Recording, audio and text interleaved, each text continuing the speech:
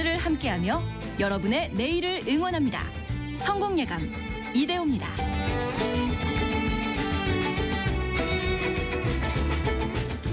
성공예감 이대호입니다. 2부 예문을 열겠습니다. 10시 5분이 금방 찾아왔죠. 매일 오전 9시 5분에는 1부가, 10시 5분에는 2부가 시작이 됩니다. 성공예감 이대호입니다. 자, 경제상식 퀴즈도 알려드릴 시간인데요. 정답 알려드릴 시간인데 FTA였습니다. FTA, 자유무역협정의 약자죠. 그러니까 두 나라 혹은 뭐 여러 나라가 함께 할 수도 있고요. 우리 무역 장벽을 두지 말고 거의 사실상 제로 수준의 관세를 유지하면서 자유롭게 무역을 합시다라는 약속인데요.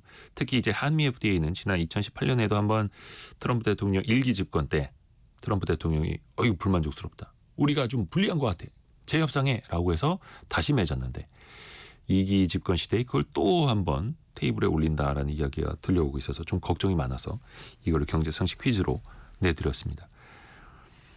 7658님이 정답 맞춰주셨습니다. 그런데 7658님이 대호 기자님 궁금한 게 있습니다. 개인 간의 계약도 파기하면 위약금 등의 불이익이 있잖아요. 미국의 FTA 등은 국가 간의 약속이고 바이든 정부에서도 반도체 지원금 등 일반 계약이 아닌데 이렇게 뒤집어도 되는 건가요? 라고 질문 주셨어요. 최덕현 님이 보내주신 오답으로 답변을 대신할 수 있을 것 같습니다. UFC라고. 거의 뭐 힘의 논리라는 거죠. 난타전. 이게 사실 외교라는 게 정의, 약속, 계약 이런 식으로만 통하지 않고요. 사실 힘의 논리가 지배하는 게 사실은 외교전이기도 하죠. 심지어 다른 나라를 무력으로 침략하기도 하는데요.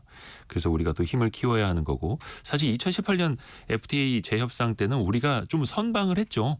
뭐 미국산 그 트럭에 대해서는 이제 미국에 진출한 우리 트럭에 대해서 25% 관세하면서 사실상 미국 진출하지 않겠다, 뭐 이런 약속 내주면서 농산물을 좀 방어하기도 했었는데, 근데 그 카드를 보고 트럼프가 2018년에 오히려 우리가 더 잘못한 건 이렇게 또 생각한다면 그 역풍이 2025년에 또 다시 올 수도 있는 거고요.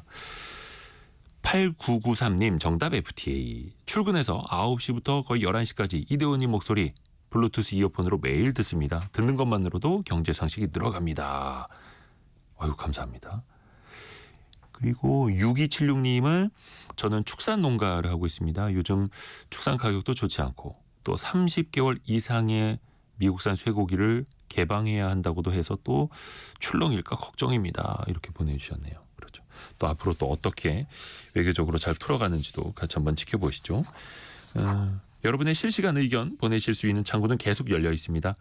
샵 9730 문자 메시지, 짧은 문자 50원, 긴 문자 100원이 드는 샵 9730 문자 메시지, 그리고 KBS 콩이 계속해서 열려 있고요. 증시 상황 한번 볼까요? 밤사이에 미국 증시는 반등을 했는데요.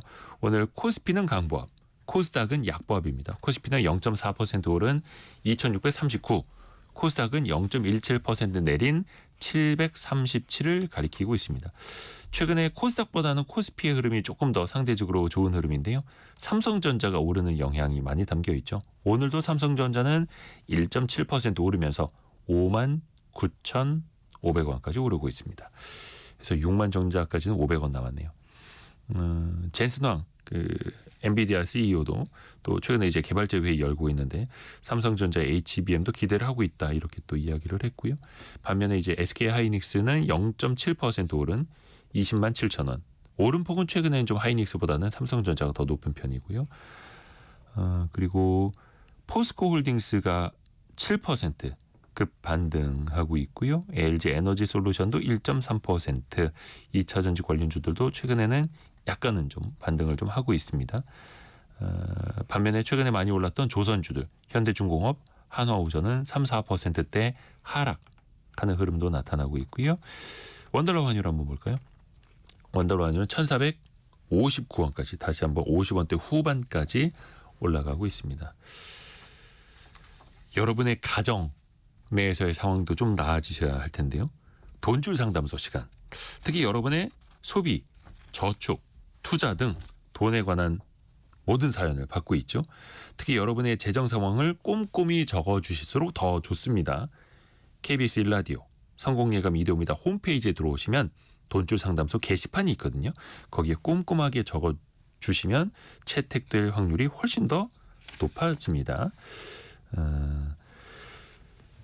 오늘 소개된 분들에게도 이 3종 세트 나가죠. 와이즈 부스터, 에어프라이어, LED 스탠드까지 함께 나갑니다.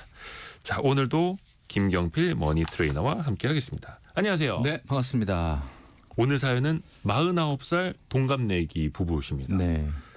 그동안에 그 시어머니까지 모시고 또 시누이랑도 함께 살았었는데 시누이가 이번 달부터 이제 분가를 했다고요. 그래서 매월 시누이가 100만 원씩을 좀 얹어줬었는데 생활비로. 그게 빠진다고 합니다. 아. 그래서 남편 월급 550만 원으로 5 식구가 생활을 하셔야 하는 겁니다. 일단 좀 비상등이 켜진 집이더라고요. 그렇죠. 일단은 우리가 가장 중요한 게 뭐 이분도 이제 고민이 있으셨으니까 이제 사연을 올려주셨겠지만 문제가 뭔지를 파악을 먼저 하는 게 가장 급선무 아니겠습니까? 우리가 네.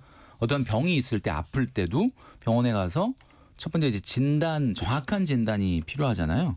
우선 이제 소득을 한번 살펴보면 월 소득 550만 원 이렇게 적어주셨고 그다음에 상여금이 170만 원씩 한 분기에 한 번, 4번 정도 나온다. 네. 이렇게 말씀하셨거든요. 그래서 대부분 분들은 매달 받는 정기소득을 월급이라고 생각하는 경향이 있어요. 네. 그러니까 그 월급 안에서 저축하고 소비하고 이렇게 생각을 하는. 그러다가 네. 상여가 딱 나오면 어떻습니까? 야, 요거는 공돈이다. 공돈. 네. 이렇게 생각한다. 그런데 사실 그렇지 않거든요. 이 상여도 밀린 임금을 주는 거기 때문에 네. 뭐 일시적으로 나오는 특별 보너스가 아니라고 한다면 이 월급의 개념에 넣어둬야 됩니다. 그러니까 이분도 여기다 적으실 때 월 수입 550 이렇게 쓰신 걸 보면 네. 본인 월급은 550이다 이렇게 생각하시는 것 같은데 아하. 이분이 받는 정기 상여금 170만 원을 1년 네 번. 4번 받으면 680만 원이고 이게 한 달로 월 평균 보면 57만 원이기 때문에 오. 이분의 월 소득은 607만 원입니다. 아하. 그러니까 이렇게 적어놔야 된다. 그렇죠. 607만 원 안에. 근데 이제 사실은 그렇죠. 607만 원을 12달 주는 것보다 사실 550 주다가 170씩 이렇게 4번을 주면 어떤 게 돈 관리하기가 쉬울까요?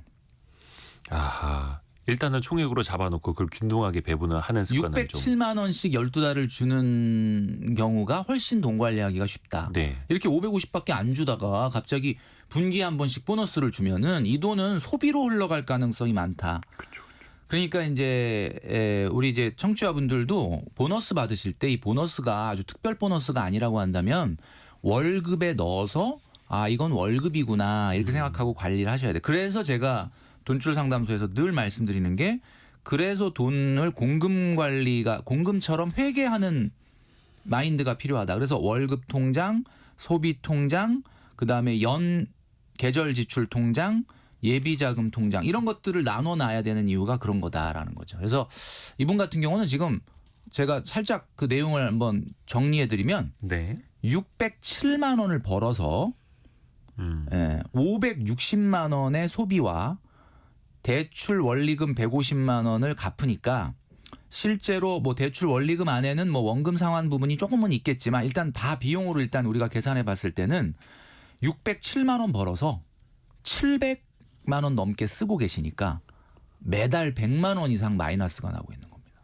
그렇죠. 근데 이분들도 그걸 알고 계세요. 근데 그렇죠. 기존에는 시누이가 월 100만 원 정도의 생활비를 줘서 그걸로 어떻게 보면 세이브를 좀 하고 있었는데 네. 이제 그 100만 원이 빠지니까 그냥 고스란히 100만 월 원이 마이너스 되는 거예요. 100만 원씩 마이너스가 네. 되는 상황. 그래서 이제 고민이 생겨서 이 마이너스 나는 거 어떡하냐 이러고 이제 사연을 보내신 것 같아요. 마침 잘 찾아오셨습니다. 잘 찾아오셨습니다.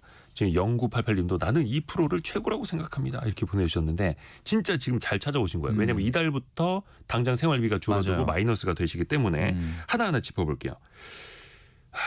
자녀 교육비로 한 달에 150만 원을 쓰고 계시는데요. 네. 이분들의 월 소득이 물론 이제 상여까지 합치면 600만 원 정도는 되긴 합니다만 5 식구. 근데 자녀가 초등학교 4학년, 1학년이에요.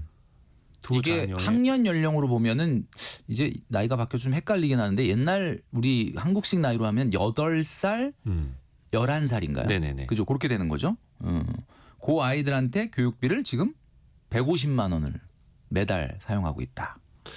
물론 뭐 어느 지역에서는 그 영어 유치원만 보내도 그렇죠. 150만 원이다 뭐 이럴 수는 있습니다만 네. 상대적으로 봐야죠.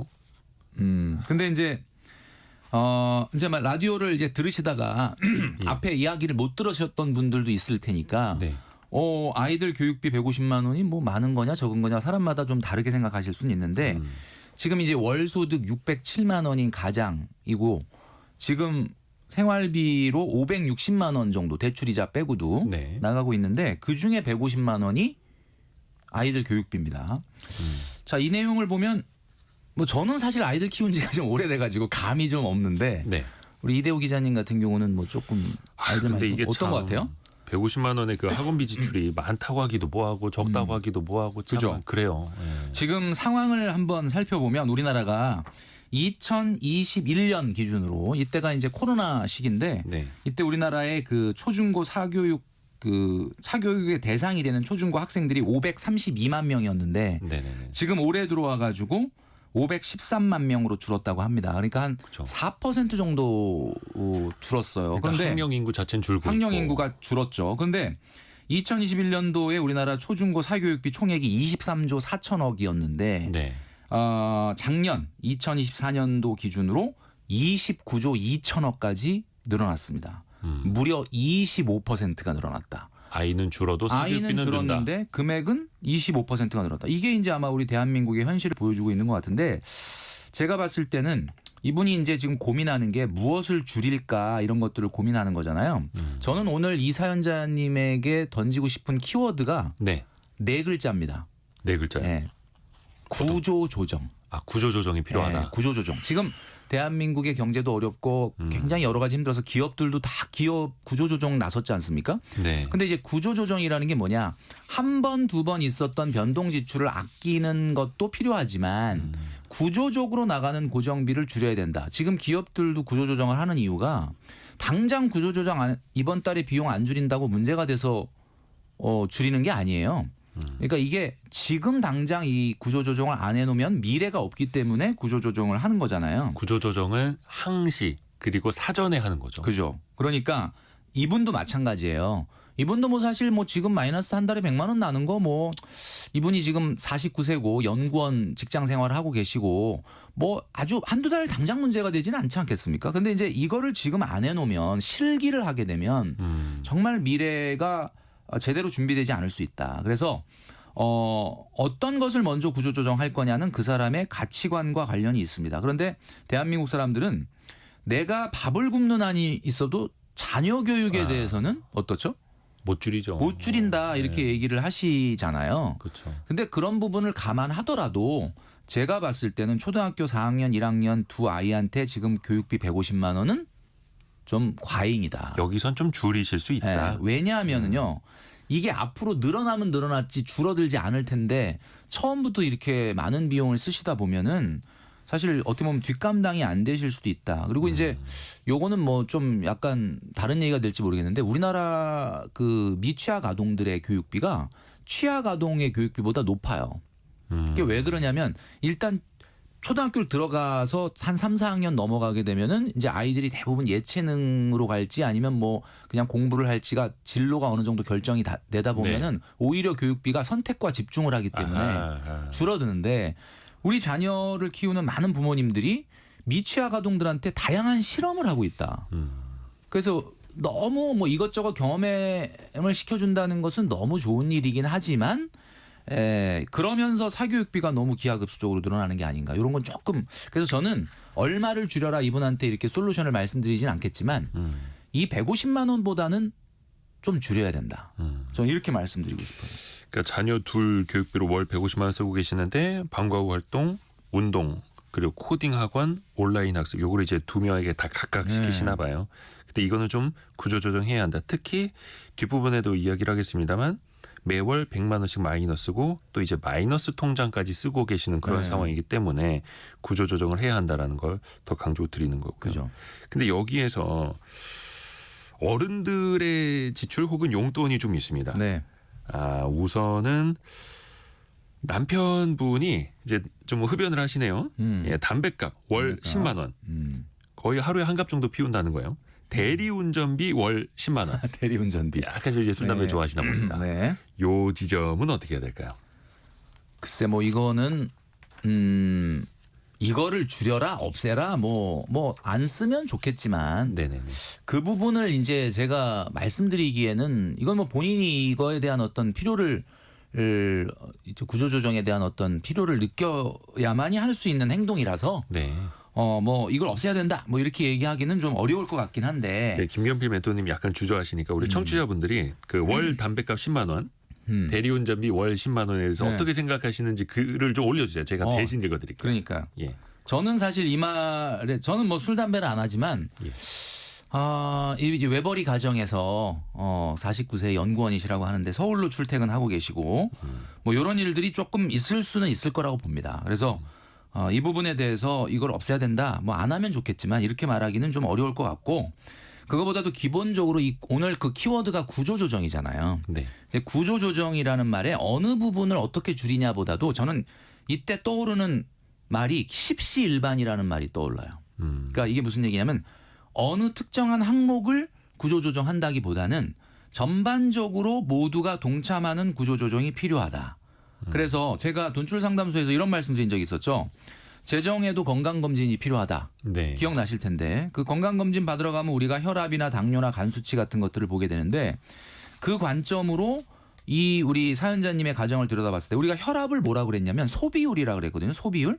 예. 그러니까 혈압이 너무 높으면 문제가 된다라고 했는데 그게 소비율이 너무 높으면 문제가 된다. 이분 오늘 우리 사연자님의 소비율이 몇 %죠?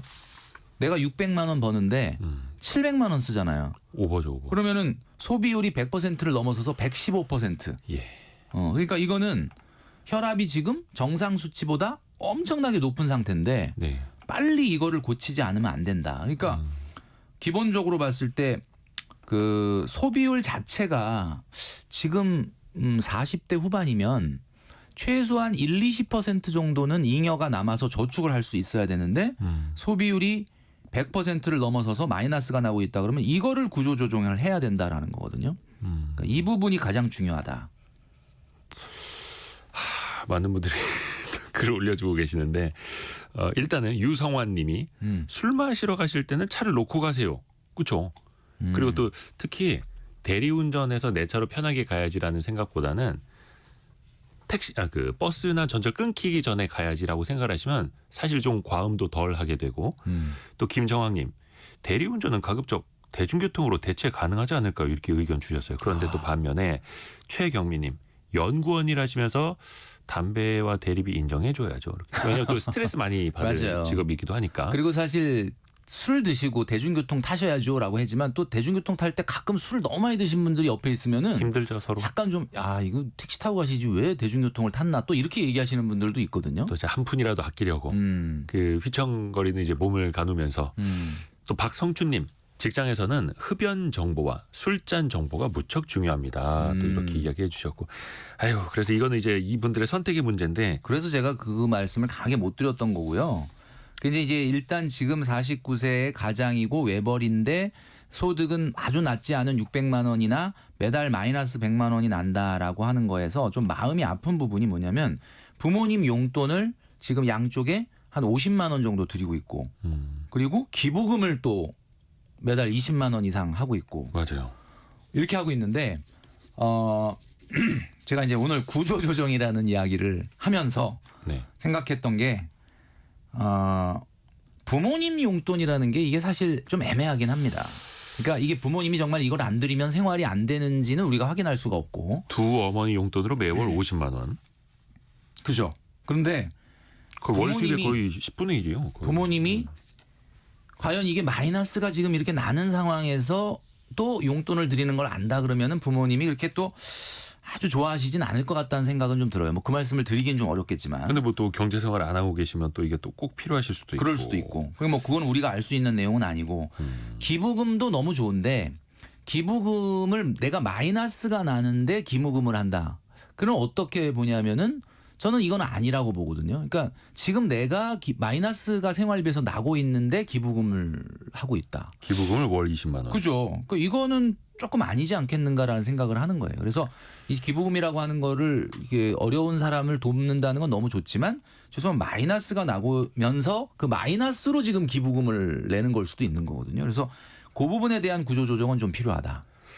1090님이 기부금은 떠밀린 거 아닐까요? 이렇게 보내주셨는데 그리고 김종원님 외벌이 힘드실 것 같습니다. 이렇게 보내주셨고 그러니까 기부금 20만 원 뭐 물론 이제 좋은 사회를 위해서 기부하시는 것까지는 좋습니다만 본인이 당장 월 100만 원씩 마이너스인데 이건 조금 한번 또 생각해 보실 필요가 있을 것 같고요. 곽정대님 학연, 지연, 흡연 그리고 아까 아이고 글이 올라갔는데 전자담배로 바꾸시면 이제 돈이 좀 덜 든다라고 아, 그렇습니까? 조언을 해주신 분도 계시는데 근데 전자담배, 액상담배도 담배는 담배입니다. 해로운 건 똑같고요. 아, 비용이 좀 줄어들 수도 있다는 얘기는 또 처음 듣네요. 근데 저도 그 액상담배도 피워보고 전자담배도 피워보고 했는데 한 15년 담배 피우다 이제 저는 끊었거든요. 한 10년 전에 끊었는데 담배는 백해무익합니다. 끊는 게 제일 좋아요. 돈도 아낄 수 있고 스트레스 받으시면 차라리 그 시간에 계단을 오르내리세요.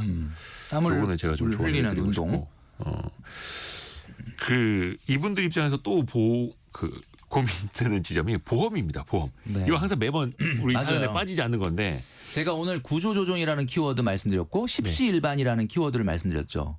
어느 특정한 항목 하나를 줄여서 이분이 마이너스로부터 벗어나서 지금 노후 준비를 하는 어느 정도의 적정 저축을 하기는 어렵다가 결론입니다. 그렇다면 십시일반 무슨 얘기냐? 한 가지를 건드려서 해결될 문제가 아니라 고르게 모든 부분을 줄여나가는 노력이 필수다. 자, 그런데 그중에서 가장 큰 문제가 되고 있는 게 바로 보험료입니다. 네. 102만 원을 내고 계세요. 우리 청취자 여러분들 어떻게 생각하실지 모르겠는데 607만 원의 소득 중에 네.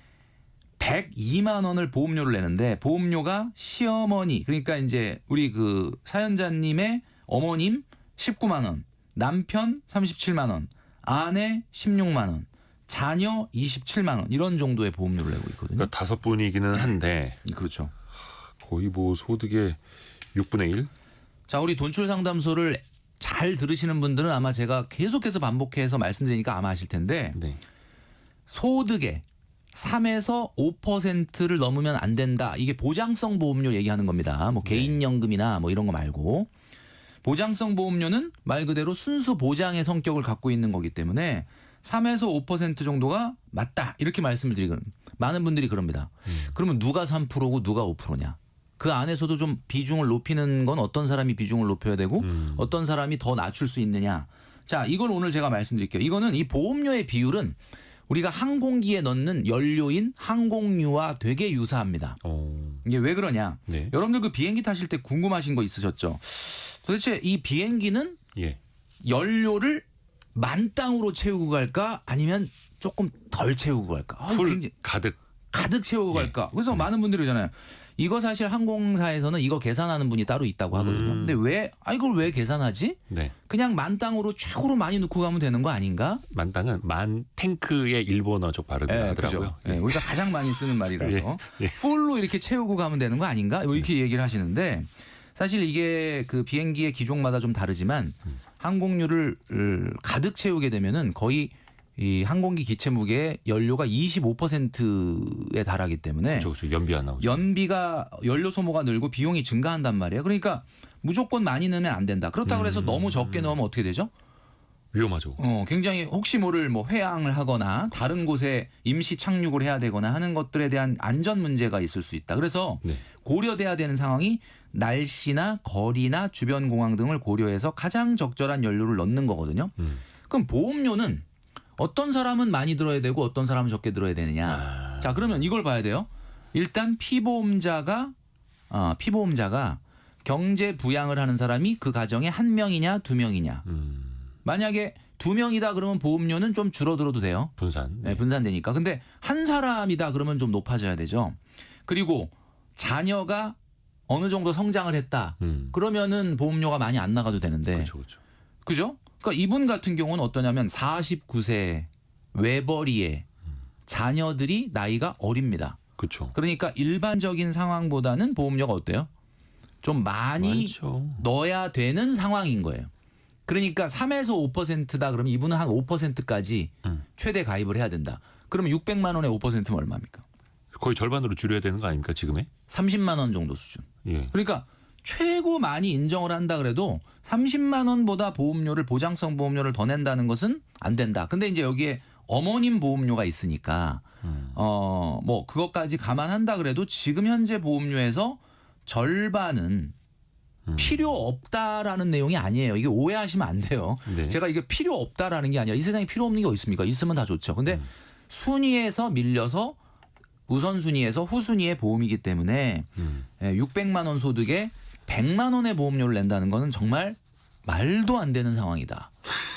이거를 꼭 기억을 하시고 절반 정도는 구조 조정을 하셔야 된다라고 말씀드리고 싶은 거죠. 이 어떤 것부터 해야 될지가 조금 이제 더 고민일 수도 있는데 일단 네. 시어머님 관련해서는 간병인 보험이 있고 손해보험, 치아보험도 있고 특히 저는 눈여겨보는 게 자녀 보험이에요. 초등학생 2명인데 27만 원씩을 내고 있어요. 그러니까 태아 어린이 보험 때부터 하셨나 봐요.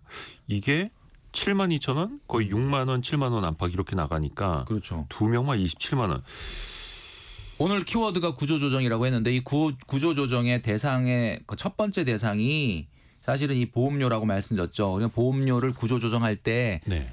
우선순위를 정해서 없으면 안 되는 것부터 시작을 해서 뭐 있으면 좋고 뭐 없으면 말고 이런 것들은 좀 밀려나서 결국은 구조조정의 대상이 될 텐데 우선순위를 정하자면 실손보험이 제일 우선순위죠. 두 번째는 진단금이 나오는 질병 시에 진단금이 나오는 암보험이 두 번째입니다. 가장 보험에서 우리가 중요하게 생각해야 되는 것은 네. 소득이 보전되느냐 이걸 중요하게 생각을 해야 돼요. 그러니까 소득이 보전된다는 건 뭐냐면 예를 들면은 이런 겁니다. 치아보험 네. 우리가 뭐 임플란트를 하거나 뭐 씌우거나 떼우거나 했을 때 어느 정도의 비용을 보전을 해줍니다. 근데 내가 만약에 이 치아보험을 안 가입을 해가지고 치과 치료를 받았는데 내 돈으로 5만 원, 10만 원, 뭐 임플란트를 하면은 뭐 100만 원 이상 들 수도 있고 네. 이런 비용이 보험에서 해줬으면 너무 좋았을 텐데 내가 그 보험을 안 들었다 그래서 내가 내 경제 상황이 막 무너질 정도냐? 그러진 않죠. 그러진 않잖아요. 그렇죠. 그러니까 이게 간병보험도 마찬가지입니다. 간병보험도 요즘 뭐 치매에 관련된 우려들이 많아지면서 굉장히 많이 인기를 끌고는 있지만 네. 아직까지는 우리나라가 이 통계 자료가 부족하기 때문에 보험료가 무조건 높게 책정되어 있거든요. 왜냐하면 보험료라는 것은 통계가 정교할수록 보험료가 낮아지는데 아직까지 우리나라가 이 간병에 대한 통계가 적다 보니까 아무래도 보험사가 망하게 되면 여러 피해자가 발생해서 이것은 금융감독원에서도 보험료 자체의 요율을 조금 높게 책정할 수 있게 해준 거예요. 그래서 네네. 현실적으로 봤을 때 보장에 비해서는 보험료가 약간 높은 편입니다. 그렇기 때문에 치아보험이나 간병보험이나 운전자 보험 같은 경우는 내가 이게 있어서 도움을 받는다면 너무 좋겠지만 만약에 그게 없어서 내가 스스로 해결한다 그래서 가정경제가 흔들릴 정도의 문제는 아니다 보니 실손이나 암보험, 건강보험 이런 경우보다는 후순위가 될 수밖에 없다. 그래서 말씀드리자면 실손보험, 암보험, 건강보험 이 집 같은 경우는 종신보험. 종신보험은 보험료가 비싸니까 뭐 정기보험 같은 거 이런 것들로 대체를 하시고 보험료를 종신보험은 사실상 이제 가장이 유고 시에 그렇죠. 그럴 때 이제 남은 가족을 그냥 사실상의 사망보험 그렇죠. 비슷한 건데 그걸 네, 거의 네. 18만 원 내고 계시네요. 네, 이 가정 같은 경우는 좀 필요하다고는 봅니다. 왜냐하면 이제 외벌이에다가 자녀들이 어리니까 사망에 대한 만약에 가장의 유고 상황에 대한 대비가 필요하다고는 보는데 종신보험보다는 앞으로 한 10년, 15년 정도 정기보험을 가입하는 게 어떨까? 그런 생각이 들고요. 정기보험은 같은 사망보험이지만 종신보험보다 보험료가 매우 낮다.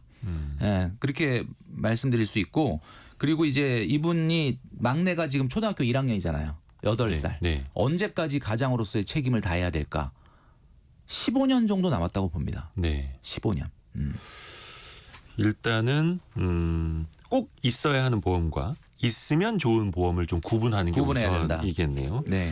아이고. 그래서 이 부분도 분명히 이제 보험은 구조 조정을 좀 하셔야 되는 예. 그런 안 좋은 상황이라는 것 좀 한 번 더 강조를 해드리겠고요. 그 아까도 잠깐 말씀해드렸는데 이분들이 마이너스 통장을 쓰고 있습니다. 일단 금리가 한 7%대 정도 된다고 하는데 지금까지 800만 원 정도를 이제 마통에서 좀 빼서 쓰셨다고 해요. 이자 부담도 만만치 않을 텐데 일단은 지금 상황으로 간다면 당연히 마통에서 빼내서 쓰는 돈이 많아질 수밖에 없는 거지 않습니까? 이게 그 신우이가 100만 원 생활비를 주다가 이제 분담을 독립을 해서. 해가지고 독립을 했잖아요. 예. 100만 원 생활비를 받을 때도 월 800만 원 정도 마이너스가 생겼다라는 거는 지금 이제 100만 원이라고 하는 뭐 그게 사실 신우이가 100만 원 생활비 줬던 게 수입이라고 보기는 어렵죠. 본인이 또 100만 원 준 만큼 또 그만큼 뭐 식생활비가 더 나갈 수도 있으니까. 그렇긴 예. 하지만 어쨌든 마이너스 통장이 있는 한 쓸 수밖에 없습니다. 이건 그래서 우리 사회초년생 청취자분들이 계신다면 마이너스 통장을 만들지 마세요. 은행 가면 마이너스 통장을 만들려고 할 때 쓰는 화법이 그겁니다. 지금 당장 쓰지 않더라도 일단 만들어 놓으면 급한 일이 생길 때 좀 좋지 않겠느냐. 그렇죠. 그러면 그걸 그러네 그러고 만들면 본인이 급한 일을 만들어 버려요. 그러니까 이건 안 되는 거예요. 그러니까 급한 일이 생기면 어떡할 거냐라고 해서 만든다. 아니 급한 일 지금 안 생겼는데. 네. 그럼 그러네. 그리고 만들어 놓으면 자꾸 머릿속에 급한 일을 만들어야 되겠다는 생각이 들기 때문에. 마통이 있으니까. 그렇죠. 이렇게, 예. 마이너스 통장이 이분도 저는 이렇게 말씀드리고 싶어요. 이 마이너스 통장을 우선적으로 상환하시고 예. 이게 0에 가까워졌을 때는 없애셔야 됩니다. 누울 자리가 있는 사람은 무조건 발을 뻗게 돼 있어요. 누울 자리가 없어야 발을 안 뽑지 야. 않겠습니까? 이분들이 이제 고민하는 지점이 또 하나 있는데 그 주식 투자를 통해서 한 1,000만 원 정도 수익이 나셨나 봐요. 네. 근데 이거를 더 굴리는 게 나을지 마통부터 갚는 게 어떨지 이걸 또 고민을 하고 계시네요. 저는 빛의 속도로 답변을 드리면 마이너스 통장부터 갚고 당연히 갚아라. 마이너스를 없애라. 어. 지금 우리 사연자님의 이 가정의 가장 큰 문제는 네. 기본적으로 소득이 들어오고 그 소득에서 일정한 소비가 나가고 일정한 노후 준비나 미래 교육비를 위한 저축이 되는 구조가 이루어져야 되는데 그 구조 자체가 톱니바퀴가 제대로 안 굴러가고 있기 때문에 거기서 삐그덕 하고 있는데 잠깐 뭐 얼마 생겼다. 이거는 중요한 게 아니다. 구조 조정을 한다는 것은 무조건 비용을 줄여라라는 부분도 있겠지만 그 기본적으로 월급이 들어와서 정상적으로 쓰고 약간의 소득이 남는 부분을 미래를 위해서 저축하는 이 기본 구조가 제대로 톱니바퀴가 돌아가도록 만들어야 되는데 그게 지금 안 되니까 삐그덕거리는 거잖아요. 그러니까 무조건 이거는 마통을 없애는데 전력을 다하시고 마통을 쓰지 않으셔야 됩니다. 그러니까 장독에 물을 더 부을까요? 이거 물어보셨는데 그게 아니라 저 밑에 새고 있는 구멍부터 막으세요. 맞아요. 이거네요. 네, 적절한 표현입니다. 그러니까 뭐 당장 물이 확 더 많아져서 잠깐 차오를 것 같은 느낌이 들지만 네. 그 새는 구멍이 그대로 있다 그러면 전혀 이거는 개선이 안 된다.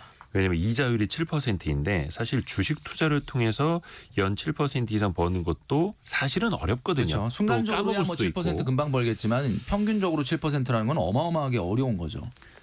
참고로 미국 S&P 500의 장기 수익률이 9. 몇 %거든요. 10%가 약간 안 돼요. 근데 개인 투자자로서 한 7% 이상의 이자가 마통으로 계속해서 새 나간다라는 건 이거는 일단 이거부터 좀 막으시길 바란다라는 맞습니다. 그런 조언. 정말 중요한 내용입니다. 예.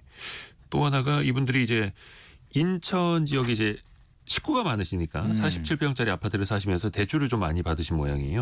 원리금 상환이 월 150만 원. 저는 이 지점이 너무 의문스러운 게 뭐냐면은 본인께서 좀 등판해 주시면 좋을 것 같은데 이분이 인천인데 직장이 서울이에요. 그렇죠. 그 직장이 서울이니까 차를 가지고 다니고 차를 가지고 다니니까 술 먹을 때 대리를 하는 거거든요. 아니 직장이 서울이면 그냥 서울로 가시는 게 어떨까라는 생각이 드는데 물론 서울이 워낙 주택 가격이 비싸서 그러신지 모르겠는데 이분이 자가가 있는데 예.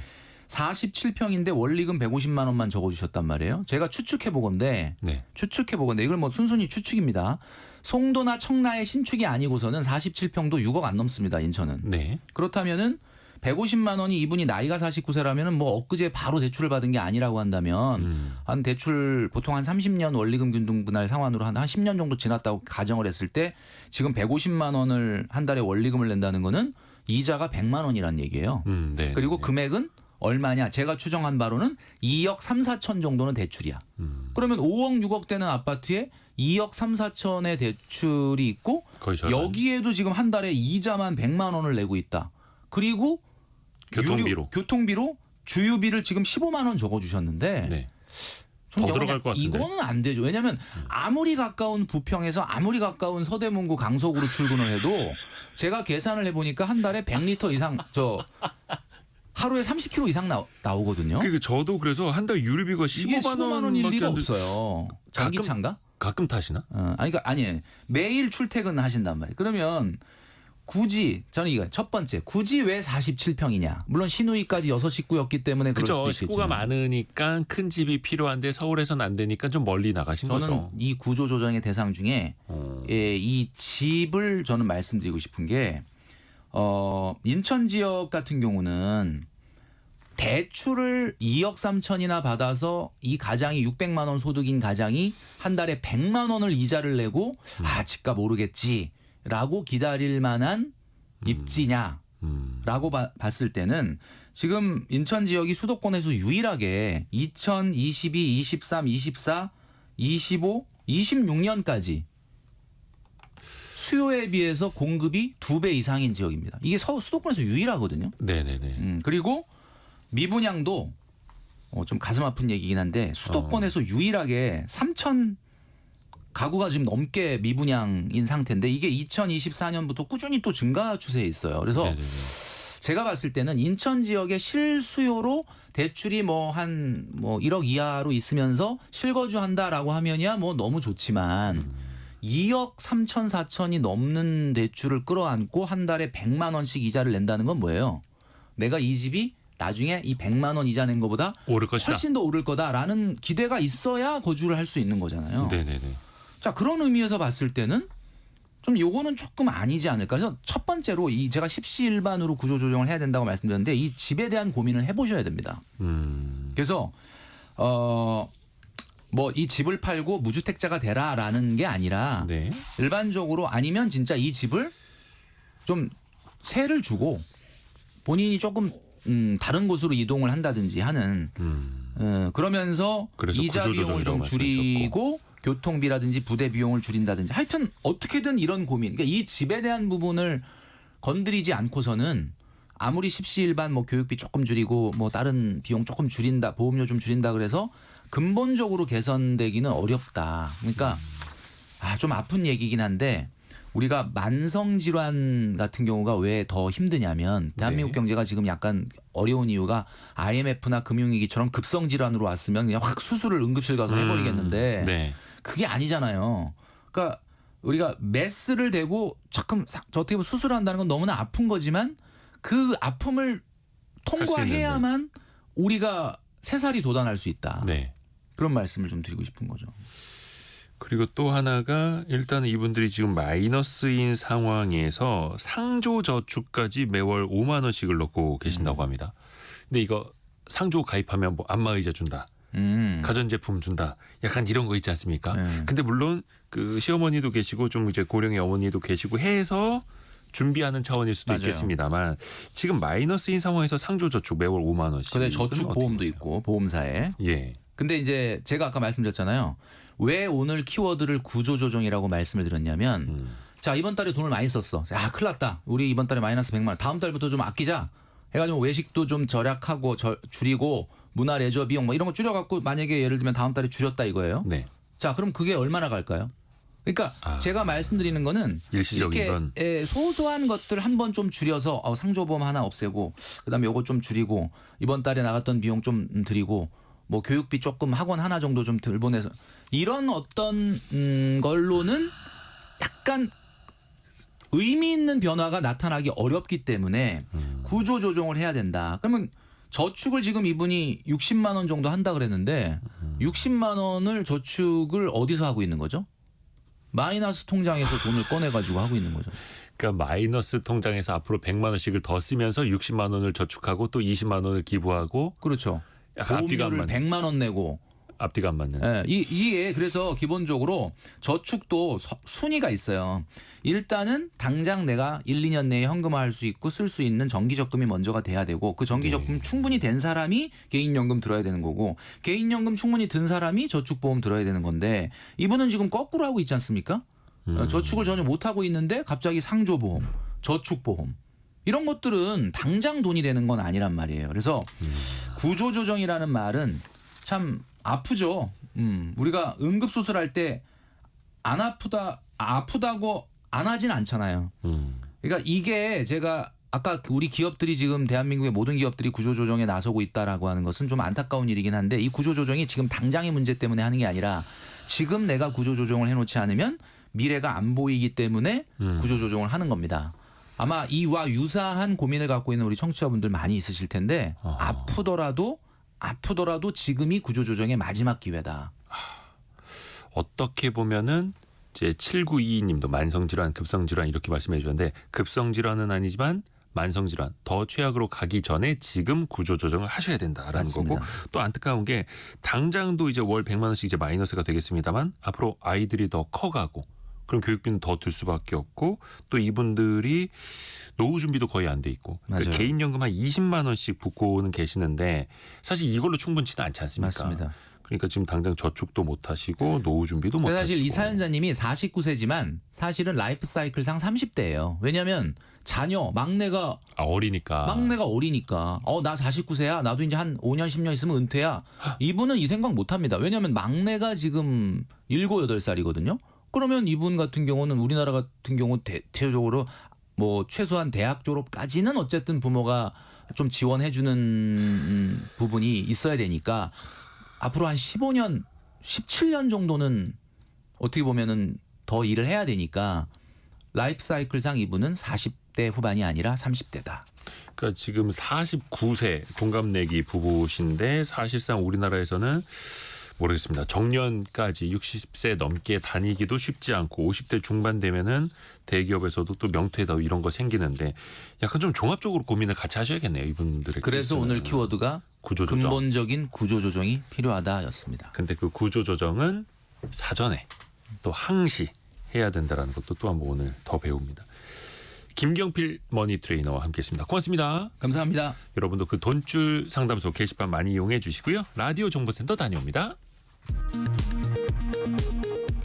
안덕훈 산업통상자원부 장관이 오늘 3주 만에 다시 미국을 방문해 미국 상무부 장관과 에너지부 장관 등 주요 인사를 면담합니다. 안 장관은 미국의 상호관세 조치에 대한 우리 입장을 재차 전달할 계획입니다. 아울러 민감국가 지정과 관련한 문제의 조속한 해결을 위한 방안도 모색할 계획입니다. 전국 40개 대학 총장단이 의대생 집단 휴학기를 모두 반려하고 미복귀 시 학칙을 엄격히 적용하기로 뜻을 모았습니다. 다만 연세대 의대 교수 비상대책위원회는 오늘 정부를 향해 정당하지 않은 집단 휴학 불허 방침을 취소하라고 주장했습니다. 충남 천안과 세종에서 H5형 조류 인플루엔자 항원이 확인돼 전국의 산란계 관련 시설과 차량에 오늘 밤 9시까지 일시 이동 중지 명령이 내려졌습니다.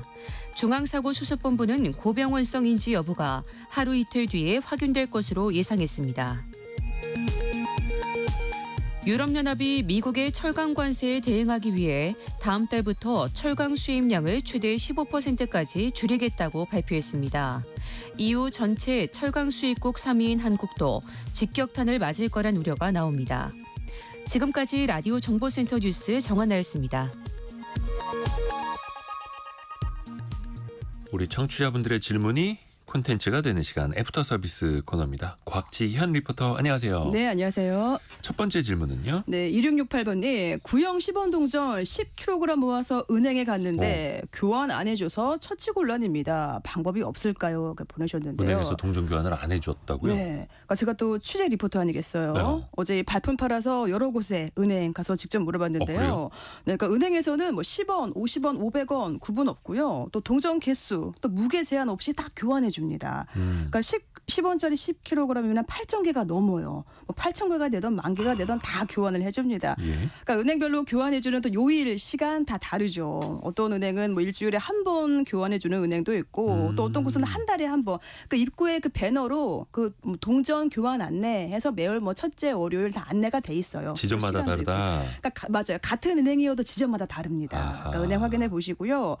아마 그 2668번님 그 동전 교환하실 때 중요한 거는 그 해당 그 은행에 계좌가 있어야 돼요. 그렇죠, 그렇죠. 그러니까 통장 가져가시고 요즘에 뭐 통장 없이 무통장으로 거래하는데요. 그러니까 신분증 가져가시고 나 이 은행에 계좌 있다 확인만 해주시면 돼요. 그러니까 우리가 보통 마트에서 공병 교환할 때 뭐 100원 단위, 1,000원 단위 현금으로 받잖아요. 네. 근데 이때 은행에서 동전 교환하실 때는요 기억하실 거는 입금만 가능합니다. 나 이거 현금 뭐 지폐로 주세요 이게 아니라 그 통장에 입금만 가능해요. 그러니까 내 통장에 계좌가 없어도 가족 통장 그리고 신분증 가져가시면은 다 이렇게 교환해 줍니다. 그러니까 입장을 바꿔서 보면은 그 은행 입장에서는 그 은행의 고객이어야 그래도 이렇게 잔돈 바꿔드리는 일도 할 수 있는 거고 네. 다만 그 지점에 어떤 요일에 몇 시쯤 와야 동전 교환이 가능한가요? 미리 또 여쭤보시는 그렇죠. 것도 확인하셔야겠죠. 중요하고요. 좀 네. 시대가 좀 달라져서 그렇죠. 그렇죠.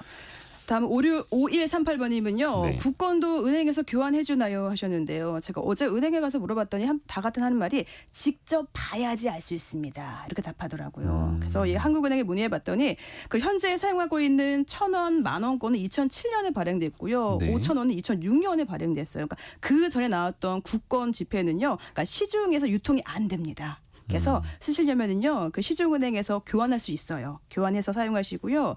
또 지폐의 경우에는 뭐 찢기거나 불탄 지폐는 또 동전 찌그러진 동전은요 시중은행이 아니라 이건요 이때는 한국은행에서 교환하시면 되겠습니다.